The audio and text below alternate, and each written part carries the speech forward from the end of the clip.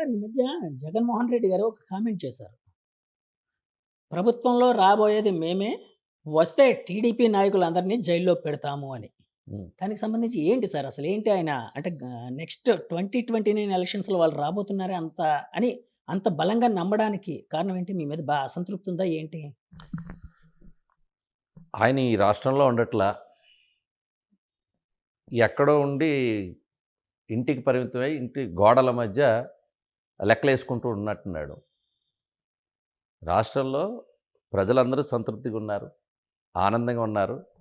శని విరగడయిందనే ఫీలింగ్‌లో ఉన్నారు. సో, ఆటోమేటిక్‌గా ఆ సంతృప్తి స్థాయి రోజు పెరగటం వల్ల ఆహ్, నేచురల్‌గానే ఫ్రస్ట్రేషన్ చిన్న చిన్న విషయాలకే ఫ్రస్ట్రేట్ అయ్యేటువంటి క్యారెక్టరు గత సీఎంది. సో, దాన్ని మభ్యపెట్టుకోవడానికి ఈరోజు బహుశా ఈ 17 నెలల్లో ఒక 2 సార్లు, 3 సార్లు రాష్ట్రానికొచ్చినట్టు, బయటకొచ్చినట్టు, మీ మీడియా ముందుకొచ్చినట్టు కనబడుతుంది. ఆ మీడియా దగ్గర కూడా అన్ని ప్రశ్నలకి సమాధానం చెప్పే ఓపిక, సహనం కూడా కనబడలా. ఎక్కడ కూడా ఏదో ఒకటి 2 ఆర్గనైజ్డ్ క్వెషన్స్ ఏసుకొని వెళ్ళిపోవడమే కనిపిస్తా ఉంది.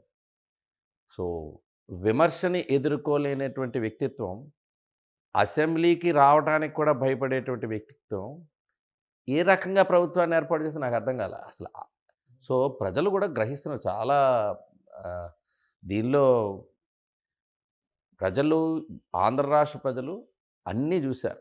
ఒక్క ఛాన్స్ అనేటువంటి దాంట్లో ఎంత పెద్ద తప్పిదం చేశాము అనేటువంటి భావంతో మొన్నొచ్చినటువంటి అనూహ్యమైనటువంటి ఫలితాలు.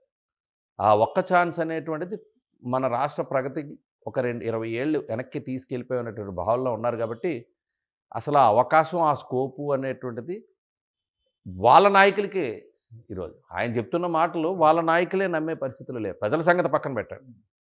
సార్ ఇప్పుడు ఒక్క ఛాన్స్ అని చెప్పి జగన్మోహన్ రెడ్డి గారికి ఇచ్చిన జనం ఏదైతే అవకాశం ఇచ్చిన జనం ఇప్పుడు బాధపడి తర్వాత మిమ్మల్ని గెలిపించారని మీరన్నారు. సో, ట్రెమెండస్ ఒక అద్భుతమైన మెజారిటీతో గెలిచారు. అసలెవరు ఊహించింది. కానీ ఇప్పుడు జగన్మోహన్ రెడ్డి గారు ఏమంటున్నారంటే, ఒక్క ఛాన్స్ కూటమికెందుకిచ్చాము అని జనాలు ఫీల్ అవుతున్నారు. అందుకే 1,00,00,000 మంది సంతకాలు మాకు పెట్టారు. ప్రభుత్వం మీద వ్యతిరేకతని మీరందరూ మెడికల్ కాలేజీలకి సంబంధించిన దాని మీద ఇష్యూ మీద 1,00,00,000 మంది ప్రజలు మీ మీ మీ ముందుకొచ్చి అసలు మీరు చేశారని. ఇది ఎంత హాస్యాస్పదం అంటే, 1,00,00,000 సంతకాలంటే మీరు నమ్ముతున్నారా? ఈ రాష్ట్ర జనాభా ఎంత? 5,00,00,000 జనాభా ఉంది. మీరు సంతకం పెట్టారా? మీ కెమెరామాన్ సంతకం పెట్టారా? అంటే ప్రతి ఐదుగురిలో ఒకరు సంతకం పెట్టాలి.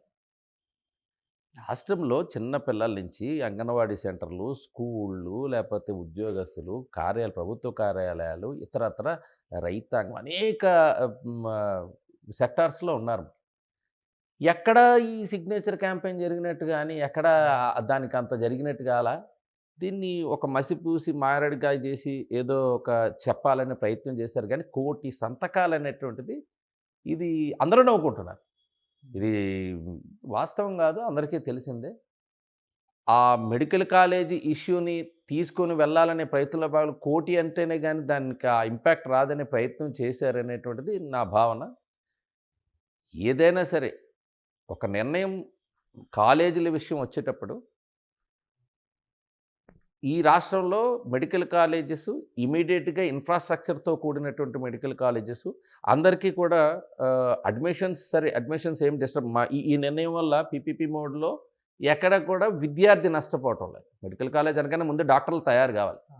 విద్యార్థి నష్టపోలేదు. విద్యార్థికి కావాల్సిన టోటల్ ఇన్‌ఫ్రాస్ట్రక్చర్ అంటే మెడికల్ కాలేజెస్‌లో ఉండాల్సిన అన్ని వసతులు గాని, ఇన్‌ఫ్రాస్ట్రక్చర్ గాని, మెకానిజం గాని వాళ్ళు అందులోంచి తయారయిన తర్వాత అక్కడ మళ్ళీ మనకి వాళ్ళు ఒక మంచి ఉత్తమ వైద్యులుగా బయటికి రావాలనేటువంటి ఉద్దేశ్యం ఈ నిర్ణయంలో కనబడింది. సార్ మరి వాళ్ళెందుకు క్లెయిమ్ చేస్తున్నారండి? అంటే వాళ్ళనేదేంటంటే, మేము గవర్నమెంట్‌లో ఉండేటప్పుడు అంటే వైసీపీ గవర్నమెంట్ ఏదైతే ఉందో, అప్పుడు ఆ టైంలోని గవర్నమెంట్ మెడికల్ కాలేజీలు తీసుకొనొచ్చాం. మేము తెచ్చిన మెడికల్ కాలేజీలన్నీ వీళ్ళు ప్రైవేట్ వాళ్ళకి ఇప్పుడు దారాదత్తం మీకు ఇప్పుడు కూడా చేస్తున్నారని. ఇది ప్రభుత్వ కాలేజీలుగానే పరిగణించబడతాయి. పీపీపీ మోడ్ అంటే అర్థం తెలియనటువంటి వ్యక్తి సీఎంగా ఉండడం గతంలో చేయడం అనేటువంటిది ఒక దౌర్భాగ్యం.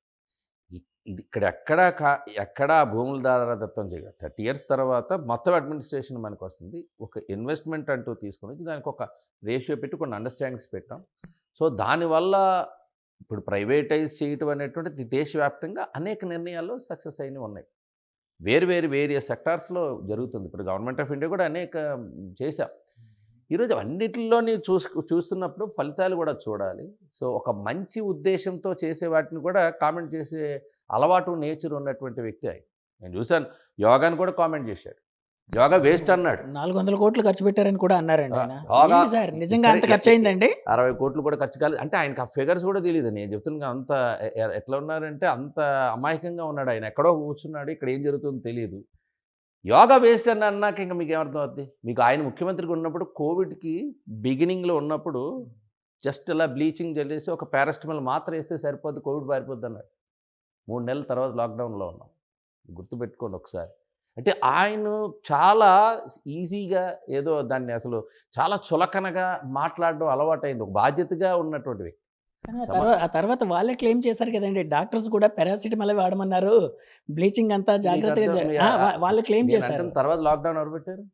ఆయనే పెట్టాడుగా. ఆ! నువ్వు అంత ఈజీనెస్ చెప్పినప్పుడు అది స్ప్రెడ్ అయింది కదా.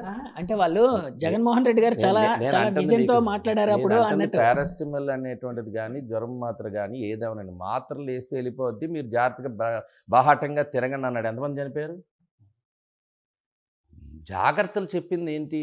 ఎందుకు లాక్‌డౌన్ అన్నారు? ఎందుకు మీరు కొంచెం జాగ్రత్తలు పాటించండి అనేటువంటి సంకేతం ఎందుకు చెప్పారు ఆ రోజు? డబ్ల్యూహెచ్ఓ నార్మ్స్ ప్రకారం అందరికీ ఒక గైడ్‌లైన్స్ వచ్చినప్పుడు ఈయన మాత్రం డిఫరెంట్‌గా చెప్పి ప్రజల్ని డెలిబరేట్‌గా వదిలేసేయడం వల్ల ఫాస్ట్‌గా స్ప్రెడ్ అయ్యి ఎక్కువ మంది చావుకు కారణమైంది. వెంటనే బెడ్స్ కూడా ఆపరేట్ చేయలేకపోయినారు. ఆ రోజు హాస్పిటల్స్‌లో బెడ్స్ దొరక్క ఎంతమంది ఇబ్బందులు పడ్డారు. ఇప్పటికీ అనేక ఫ్యామిలీస్ రూయిన్ అయిపోయాయి. నేను అనేటిది ఒక బాధ్యత కలిగిన వ్యక్తి ఈజీగా మాట్లాడకూడదంటాను. చాలా కేర్‌లెస్‌గా మాట్లాడకూడదు. చులకనగా మాట్లాడు. ఈరోజు యోగాదే ఇప్పుడు మీరేమంటారు? యోగాది కూడా వేస్ట్ అంటారా? యోగా వేస్ట్ అన్నోళ్ళు ఎవరైనా ఉంటారండి? ఈరోజు అసలు మేము గూడా అసలు మేము ఊహించలా. మా నాయకుడు చంద్రబాబు నాయుడు గారు కలెక్టర్స్ అందరినీ కూడా కాన్ఫరెన్స్‌లో తీసుకొని యోగా ఇంటర్నేషనల్ డే చేశారు. ప్రపంచవ్యాప్తంగా యోగాని మన దేశ సంపద. ఇది మన దేశంలో ఉండేటువంటి ప్రాచీన కళ. ప్రపంచానికి చాటుదాం అని ఒక ఆలోచన చేసి వైజాగ్‌కి తీసుకొచ్చినప్పుడు వైజాగ్ బ్రాండింగ్ గూడా తీసుకొని వచ్చి ప్రపంచం చూస్తుంది విశాఖపట్నం. బీచ్ రోడ్‌లోని ఇది పెడదాం. ఇదొక పెద్ద ఈవెంటే కాదు. దానిలో అందరిని భాగస్వామ్యం చేయడం వల్ల అదొక కల్చర్ పెరుగుతుంది. అందరూ పార్టిసిపేట్ చేస్తారు. యంగ్‌స్టర్స్ గానీ, యువత అందరూ దీనిలో పార్టిసిపేట్ చేయడం వల్ల ఇదొక క్యాంపెయిన్ మోడ్‌లో ఎళ్తుందనే ఉద్దేశంతో వైజాగ్ చేస్తే, మేమనుకున్నాం అసలు అంతమంది పార్టిసిపేట్ చేస్తారా అని. ఏవండీ 2-4 ఎవరైనా అర్ధరాత్రి 2 గంటలు, 4 గంటలు, 5 గంటలకి చాలా చక్కగా నిద్ర అంటే డీప్ స్లీప్‌లో ఎళ్తా ఉంటాం. అలాంటి సమయంలో మొబిలైజ్ చేయాలి. జనరల్‌గా మొబిలైజేషన్ అనేటువంటిది డే టైమ్ కూడా 10, 11 గంటలకు ఏదైనా సభలకో, లేదా సాయంత్రం సభలో పెడుతూ ఉంటాం. ఎందుకంటే లక్షలాది మందిని ఎవరైనా గ్యాదర్ చేయాలంటే. ఎందుకంటే కొంచెం ఈజీగా మొబిలైజ్ అవుతారు. ఆ టైం అయితే వాళ్ళకి కాస్త అన్ని పనులు చూసుకొనొస్తారు. బట్ ఇది అర్ధరాత్రి 2 గంటలకి అంటే ప్రజల్లో ఆ ఇంట్రెస్ట్ లేకపోతే అంతమంది రాగలుగుతారా? అనుకున్న దానికంటే, ఊహించిన దానికంటే ఎక్కువొచ్చి ఆ రోజు గిన్నిస్ బుక్ ఆఫ్ వరల్డ్ రికార్డ్‌కి వెళ్ళింది. అంటే ఎందుకంటే ఆరోగ్యం పట్ల, కుటుంబం పట్ల ఒక బాధ్యత కలిగిన వాళ్ళందరూ కూడా కదిలారు. ఇక్కడే కాదు ఎక్కడికక్కడ ఎవరి కాళ్ళు స్వచ్ఛందంగా చేసుకున్నారు రాష్ట్రం అంతా. సో, అది ఆ ఈవెంట్‌ని కూడా అంటే ఇప్పుడు ప్రభుత్వం ఏం చేస్తే దాన్ని కామెంట్ చేయాలి, విమర్శించాలి అనేటువంటి దృక్పథంతో ఉండే ప్రతిపక్షం ఉండడం దురదృష్టం. మా ఈ రాష్ట్ర ప్రజల దురదృష్టం. నాకు ఉద్దేశం ఎందుకంటే కొన్ని మంచిని మంచిగా చెప్పాలి. ఈ చెడుని చెడుగా చెప్పాలి ప్రతిపక్షం అంటే. మంచిని కూడా మనం మంచి కార్యక్రమాన్ని కూడా విమర్శించుకుంటూ పోతే ఇది సమాజానికి మంచిది కాదు ఇలాంటి వాళ్ళు. అలాంటి వాళ్ళు పాలకులుగా అసలు దానికి అసలు అనర్హులనే నా భావం. అర్హత కావాల్సింది పాలకులకి ఒక బ్రాడ్ మైండెడ్ ఉండాలి. ఒక ఫ్యూచరిస్టిక్‌గా ఉండాలి. ఎవరికైనా పిల్లలందరికీ ఎవరికైనా తర్వాత భవిష్యత్తు ఏముంటుంది అనేటువంటి దానిపైన ఆరోగ్యం పట్ల కావచ్చు, లేకపోతే వాళ్ళ భవిష్యత్తు పట్ల కావచ్చు. వాటిని అన్నిటికి ఎందుకని ఇప్పుడు మీకు విజన్ అనేటువంటిది మా నాయకుడిని ఎందుకు అంత ప్రైజ్ చేస్తారంటే భవిష్యత్తుని కూడా ఆలోచిస్తారు. 10 ఏళ్ల తర్వాత ఏంటి? 20 ఏళ్ల తర్వాత ఏంటి? ఎన్ని వాహనాలు పెరగబోతున్నాయి? ఎన్ని రోడ్లు పెరగబోతున్నాయి? ఎన్ని ఆహ్, మ మ అంటే విద్యార్థులు గ్రాడ్యుయేట్స్ ఎంతమంది తయారవుతారు? దానికి తగ్గ ఉపాధి ఏ రకంగా ఉంటుంది? ఇట్లాంటివన్నీ కూడా ముందుగానే ఆలోచించడం వల్ల మనకు దానికి అనుగుణంగా ఇప్పటి నుంచి అడుగులు వేయాలనేటువంటిది వారి దృక్పథం.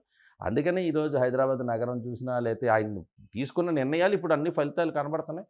అందరూ మాట్లాడుతున్నారు.